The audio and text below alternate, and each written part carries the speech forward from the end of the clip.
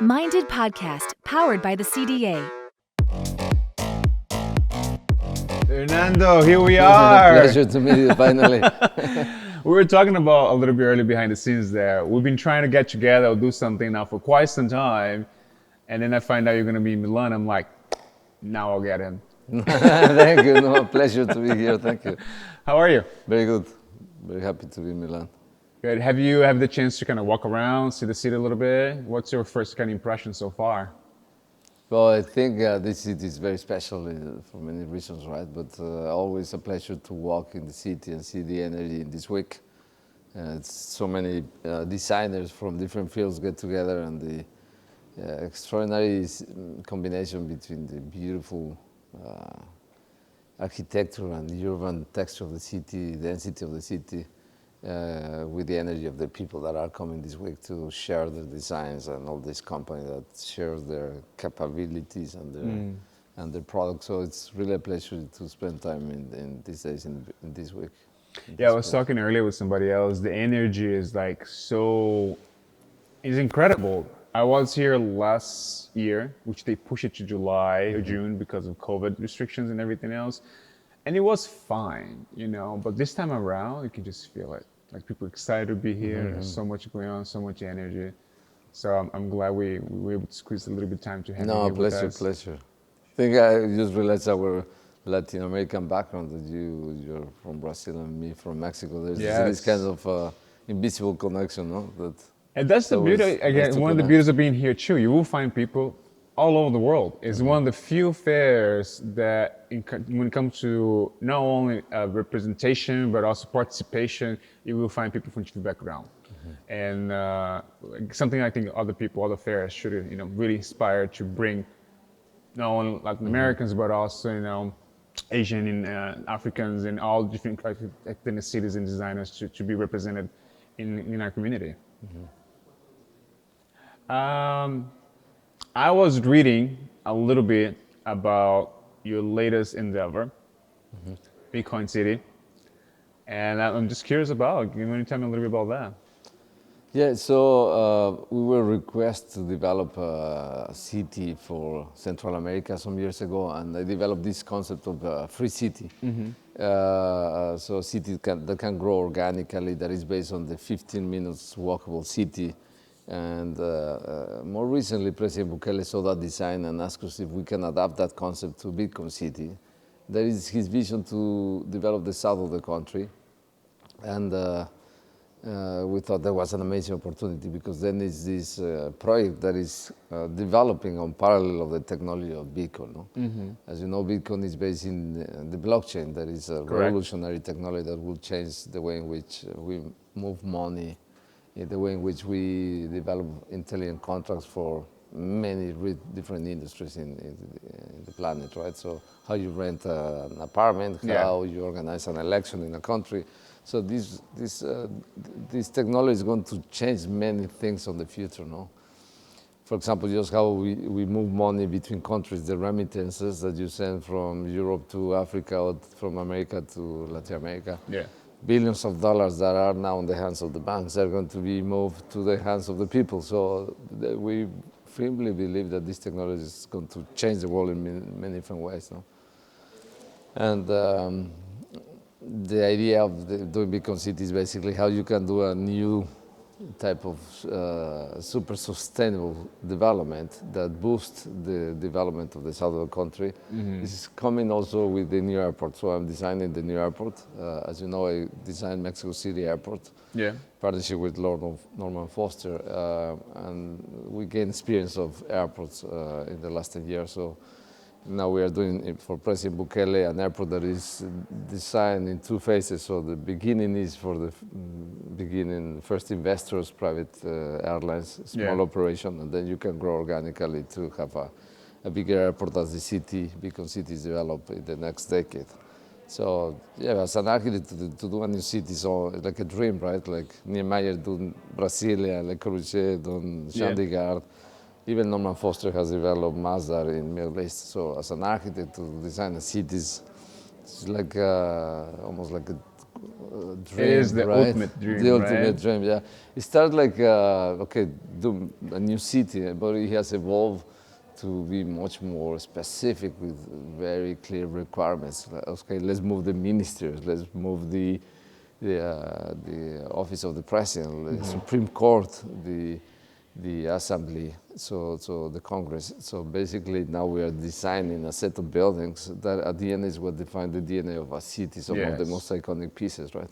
And of course, because city is a circular city that is braced by this kind of public promenade, public elevated green space, it's all about the quality of the public space, but also the vision of doing a super sustainable city that brings the energy from the volcano and make it with geotechnical energy a super efficient city in terms of how you manage the waste, how you manage the electricity and the grid. No?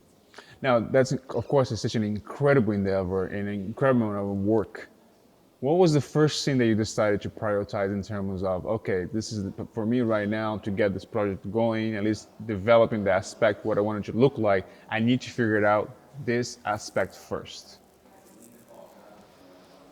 No, one fundamental aspect is location. They even ask us where shall we place the city, right? So one was to analyze the environment and choose the location next to a volcano and next to the Gulf of Fonseca, where you have two more countries. So it's a very singular location. Then to start to define the scale of the city. So what's the real dimension, scale comparison to other cities in the world, try to understand how much density, how much people can live in this development. And then start to think, okay, can we start to define the main elements that are going to define the DNA of the city? So we start to design Las Ramblas, the central plaza, where there is a beacon plaza dedicated to show the history of money in a museum. And then main public buildings, and then together with a great team of collaborators to start to define the main grid and also the main densities, and then try to see reference of cities in the world, you know? Where you place the densities, how you manage this vision of the 15 minutes walkable city. That is how any European town works, basically, that you have walkable distance, all the services that you need, your shop, your offices, your housing, your public space, everything within 15 minutes walkable space. So based on that concept, then you start to develop the grid and the density that define the DNA of the city. At the center, we will start the construction with this beautiful plaza that is kind of a flat, empty coin, where we have carved the V of Bitcoin as a sunken courtyard, to make this kind of a temporal, almost like almost Saudi Arabia carved stone feeling of seeing this technology as part of the evolution of civilization. And then you have a very specific story of how you share with the people how we start to exchange metals, animals, grains, until we evolve to coins and then bills and then credit cards until the technology of the blockchain. Yes, trading is. Yeah, the concept of energy and money through the history of civilization until the blockchain, and how the blockchain is going to be revolutionary for decentralized finance and all the implications for that in the world today. No? Now, you were talking about the DNA of the city. When we look into some of the greatest cities in the world, there's so much history and behind and heritage that really makes the city what it is. How do we implement that DNA, that culture in a brand new city? Yeah, I think when you analyze the history of cities designed by architects, the examples we just mentioned, there's always this kind of two different views. No, one is that no, it failed because it didn't achieve this or that humanitarian qualities, right? But on the other side, no, it was super successful because they managed to develop this new political center, for example, in the case of Brazil. You know? Correct. Yeah. So I think that to envision a city requires really like a presidential leader that has a vision to develop a new place in the country, right? So Yeah, Salvador is quite singular for many reasons. One is the dimension of the country is quite small, but also when you see the map, is half of the country is not developed. So the vision of the president, visionary president, to develop the south of country, develop the Gulf of Fonseca, do the new airport, and really push the government to do that new city. It's really like an extraordinary vision to try to really boost the economy of the country, boost the employment, boost the destination, boost the tourism. They have beautiful beaches in that area, so it's also going to develop the country by bringing more remittances, or bringing more resources, more investments. Of course, it's also based on chapter city concept, that is basically the idea that you have a new perimeter, that you will create a lot of incentives by the government to receive more foreign investment. So the taxes are completely rethought. So you have a lot of incentives, and you are going to only have taxes for consumption. But it's a tax that is the softer tax, and that tax is dedicated to the maintenance of the city, but all the rest of the taxes are kind of having free tax for new citizens that come and invest in new buildings and new developments. So it's definitely a way to boost the development of a country. And you can only imagine this type of project if you have somebody that has this leadership and this vision. Not President Bukele arrived at 37, he's 40, and he's the most popular president in the Americas. So it's really the only way in which you can do a new city is to have a president that says, let's develop a new city, right? You need to bring all the structures of the government top down. Yeah. And in many countries you cannot do it, but there are of course some exceptions in the world. Saudi Arabia, it's another one where the prince has the capacity to say all the structures of the government can be aligned to develop a new city, right? Yeah, I think a good example that we can see, at least in the last few years, would be perhaps a lot of the Middle Eastern cities you can consider that really grow so fast and develop entire cities within the next 20 years. But when we look at those examples, it feels like it became a very influential city, but very limited to a certain group of people. Like it wasn't quite a welcome for the general public in terms of locals that grew up in that region. Is that something that when you develop in a city like this, you want to make sure that you're not only bringing new investment, business and opportunities, but you're also kind of treasuring the people, the local people, the community from the country as well can be included in participating in that progress? Well, I think they have managed to really embrace this concept of Bitcoin, right? And the technology that comes with Bitcoin. So they are promoting their local wallet called Chivo. And that's basically a product for the locals, right? And the whole concept is that the local citizens are going to be the first one that has the benefit to be involved in this technology. I truly believe that Bitcoin is a limited supply to 21 million coins, and therefore the value of Bitcoin is going to always rise. I think it's a good question. You need to do a city that is attractive enough for foreigners to come, but also realistic enough to the local context for the citizens to want to live there. No? As the beginning of the energy of the city is built by local people, because we are going to build the offices for the government. The energy of these people is the first ones that start to define the reality of the city. So even like Brazil, when they moved the main offices of the government, the main density that they were managed to build was through local people and employees of the government, right? It would be similar in this case, though. No, I think it's fascinating. It's such a bold idea, and to see that happening, in that part of the world is even more exciting because we haven't had anything like that done, perhaps since Brasilia, and it isn't for us. How far in the process? Where in the process are you right now? Well, in different moments of the city are more developed. The center of the city is in construction documents, ready to start to be built in the next 6 months. But then other parts of the city will require more time to develop, 2 more years of design to start construction. But the vision of this government is to have consistent, important progress in the next 5 years. But of course, that's always on the scale of a city. It's just the beginning, the stage 1 of the development of the city. We think this we're going to start construction, the center, next year. And in the first 5 years, you'll have the first governmental buildings, and then it's a stage of 20 years to have the full density of the city. Now, you were given a bigger assignment, and I'm sure you kind of studied the idea of how to develop a future city, a city of the future. What are you trying to do to kind of implement some of your own personal taste? Because at the end of the day, if you're the person, doing all of it, are you trying to incorporate things for you that you think is very important, that you want to make sure it has your signature aesthetic or your signature look?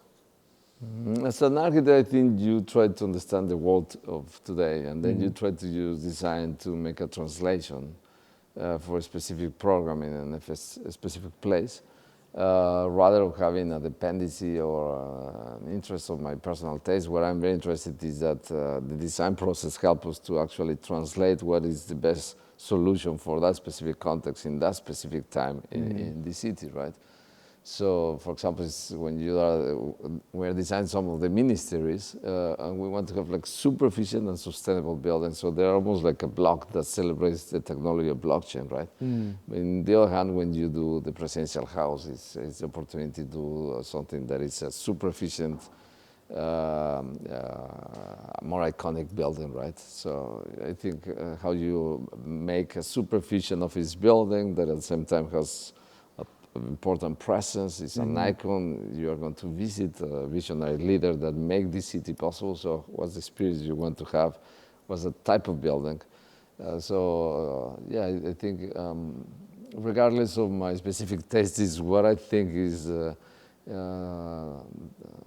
the ultimate goal is that design really serves for the people, right? It serves for the purpose of this, the vision and the mission of this project, right?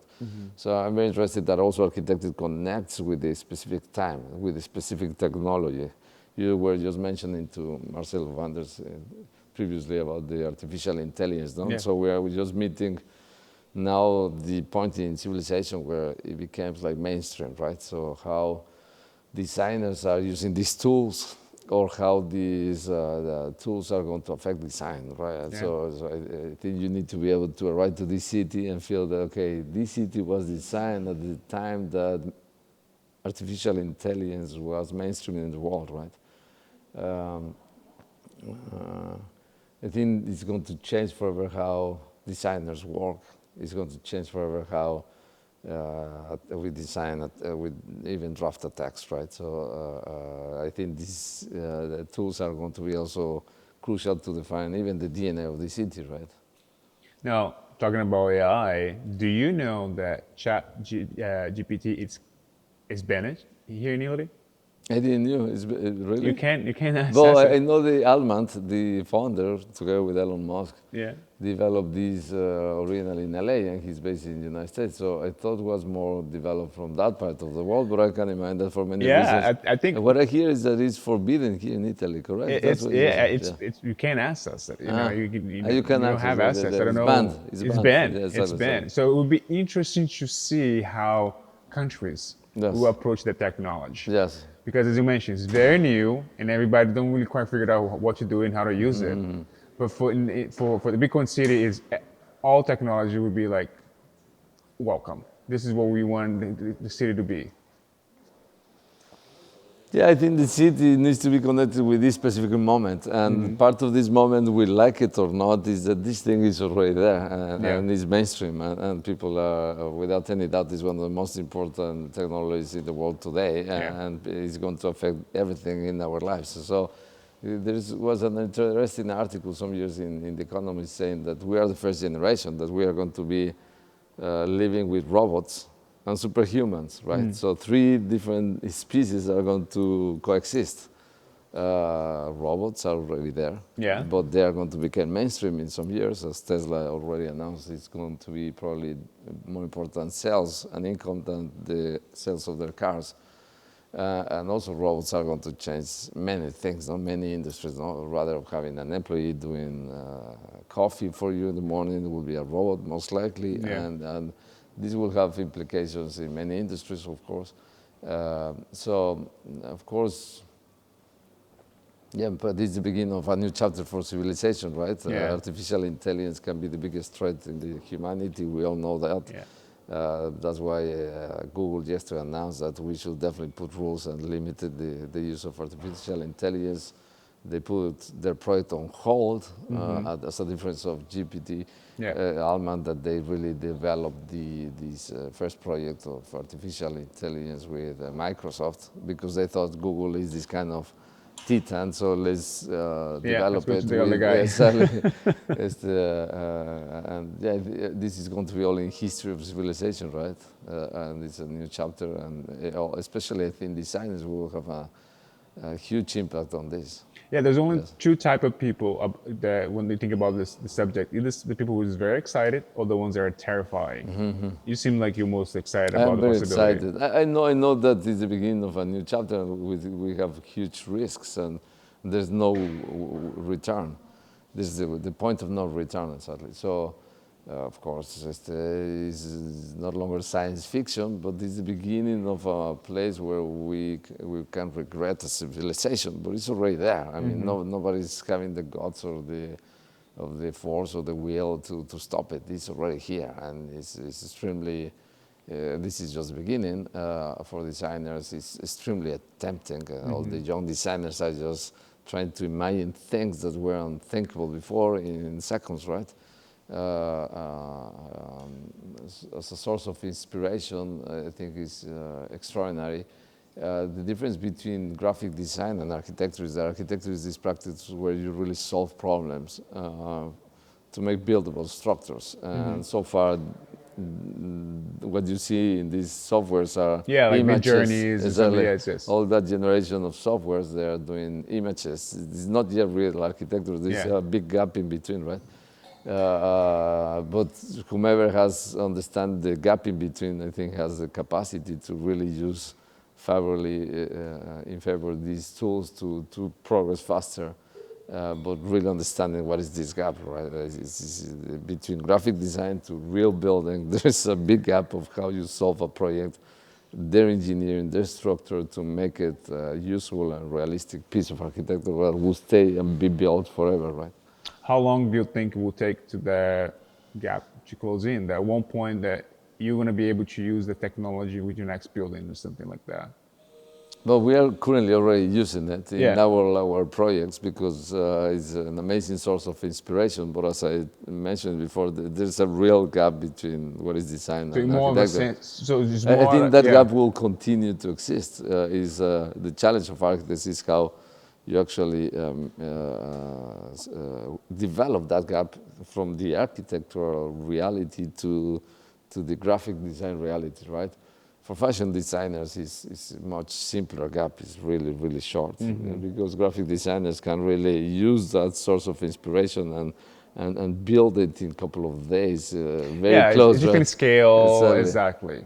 Yeah, I think architecture is one of the slowest, if not the slowest, design practice, right? In comparison to fashion or graphic designs, that they're very immediate, and this is a world that are creating very immediate representations, right? So it's extremely attractive for graphic designers, fashion designers. The architecture has other implications because they're dealing with space and structure and constructability, right? Any other projects that you're working on that you're super excited about? Well,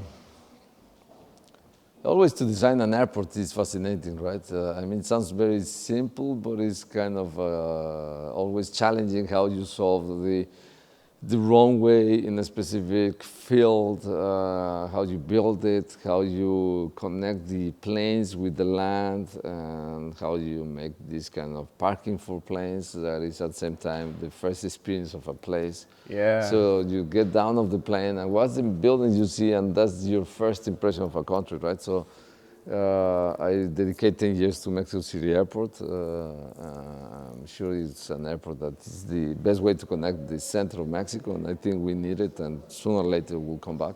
And I'm designing and starting constructing the Salvador new airport, and always to do an airport is like really a joy because it's like it's a territory that hasn't been explored by many architects, but it's the first gate to a country. So it's always like really a pleasure to develop the possible way in which you develop the gate to a country, right? Now, walking through Milan, as this idea thought just came through my head. You see a lot of new projects and furniture and lighting and exhibitions. When you see things like that, do you feel like you want to do more of that? I mean, have you done any collection Yeah, before? I believe so. yeah, we have done some But collaborations have you felt the within the need of industry. like, you know what, I kind of want to, I have a couple of ideas and I want to get my hands back on that? Yeah, well, definitely when you see some of the exhibitions of some of the main companies, you're always really excited to see the level of craftsmanship, the level of quality that these companies are presenting. It's quite beautiful to see the difference between the good and the great, right? Yeah. You see a lot of good, 90% of the brands, and then then you see the great The big companies, gap. and they are like unbelievable quality, right? Yesterday, I see two of them that was like, wow, what a Yeah. amazing gap exists between what is good and great. Amazing lighting companies, amazing furniture companies that manage to do really extraordinary layouts, extraordinary products, extraordinary experiences during these days in the salon. And we're in conversations with some companies to keep exploring furniture design, lighting design, product design. Is that something you're exploring even for the Beacon City? Like when you're talking No, about, no, I think that is more on the scale of houses that we are okay, doing. I'm designing my own villa, similar that we were just now we're mentioning. talking about, yeah, Exactly. yeah. Mine was not from zero, it was a restoration, but Okay. with a lot of freedom because it's for myself. So I design all the furniture yeah, what is singular is Mexico has an amazing climate, and the border between the indoors and outdoors is the glass, right? So we have a very liquid limit between indoors and outdoors. There is a completely continuous corrugated glass that separates the public space and the Beautiful. garden. I would love to show it to you next time you're in Mexico. Yeah, Yes. no, I would love to see it. Yes. You know, the interesting thing about Mexico in general, there's such a rich history of an amazing architects and designing, and a lot of people not really aware of that. What do you think was the beginning, you know, of that culture, of that idea, and that, you know, really made Mexico City to be where it is today in terms of quality of design? Well, I think there are like recognizable 3 or 4 moments in the history of architecture in Mexico. Of course, the pre-Hispanic architecture, the pyramids, the cultures of the Mayas and the Aztecs, they built extraordinary piece of architecture, especially Mayas, in my opinion. The integration of architecture and nature, the relationship between architecture and astrology, they were masterpieces. Like if you go to Palenque, it's a masterpiece there. This is World Heritage sites. There are really extraordinary pieces of architecture developed by Mayas in all the country. And then this is the period where we were colonized by Spanish people. It's the Conquista, no? So you have this kind of mix between European and local European, architecture. yeah. And then in the 70s, 50s to 70s, and 1950s to 70s, Mexico has this kind of economical boom. We grow the economy 5 times, and Mexico City produced a couple of masterpieces of modern architecture.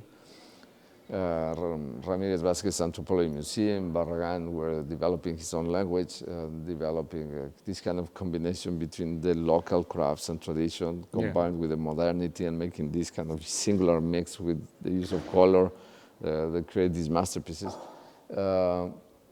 And one can say that today Mexico is in this kind of moment of revision of all the history, right? And it's a very rich country in terms of culture, natural resources, of course. We have some of the best beaches in the world, I think. It's a very diverse territory. So you have deserts, you have jungle, you have forests. Big country as well. Yeah, it's really one of the 5 most biodiverse countries in the planet. Yeah, So that's quite singular. And I think Mexico City in itself, the capital, is in a nice moment. There is a combination, maybe the different factors, maybe political crisis, the worst government in the history of my life, combined with an amazing culture that is making that the artist scene is emerging almost as a result of that political crisis. So it's a very singular place, chaotic, but still full of energy, and probably that's its personality, right? people go there and they love it, and so you live there and you get used. But then when your series foreigners come, then you realize how singular it's becoming. No? Fernando, I want to thank you for joining us today, man. Thank It's you. been such a pleasure. As I The mentioned to same. you earlier, we've been trying to do something like this for quite some time now, and then COVID happened, and but life goes on, and I'm just thrilled that we managed to do Thank today, you, and I'm thank so you. excited about Bitcoin City. I Thank can't you. wait to see it. It's such an incredible project. Thank you. It's something that will really carry on in a legacy, and even show how the future can look like for other cities to improve themselves, and for the population in general. Thanks again, I really appreciate it. Thank you. It was my pleasure to be with you. Thank you. Have a great day and enjoy Milan also. Thank you. Yes, all right. Thank you. Thank you. Thank you very much. Minded Podcast, powered by the CDA. This episode was created in partnership with Gagano Sutherland Furniture, Marta Sala, and Ili Cafe. A special thank you to CC Tapis.